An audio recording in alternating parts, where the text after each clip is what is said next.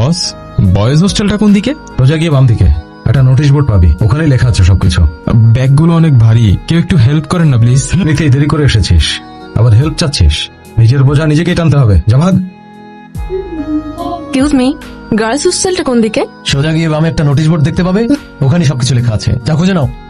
আমার হাতে অনেকগুলো লাগেজ, কেউ হেল্প করো না প্লিজ। এখানে নিজের বোঝা নিজেকেই টানতে হয়, আর নিজের লাগেজও নিজেকেই নিতে আর হবে। তোর মুখটা বন্ধ রাখতে হবে।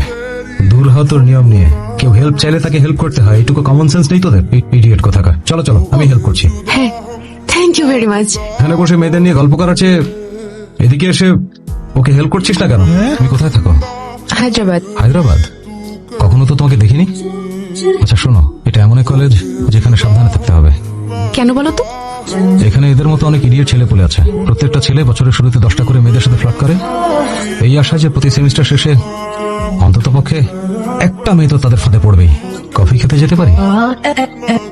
ছি ছি, আমি অন্য ছেলেদের মতো না। তোমাকে জিজ্ঞেস করলাম, মনে হলো তুমি আগ্রহী। ঋষি, কফি খেতে যাওয়ার কথা ছিল না? কোথায় ছিলে তুমি? তুমি একদম ঠিক বলেছো, কলেজে ইডিয়েটের অভাব নেই। আমি নিজেই নিজের খেয়াল রাখতে পারবো। যে যাবার সে তো যাবেই। চলো আমরা কফি খেয়ে আসি।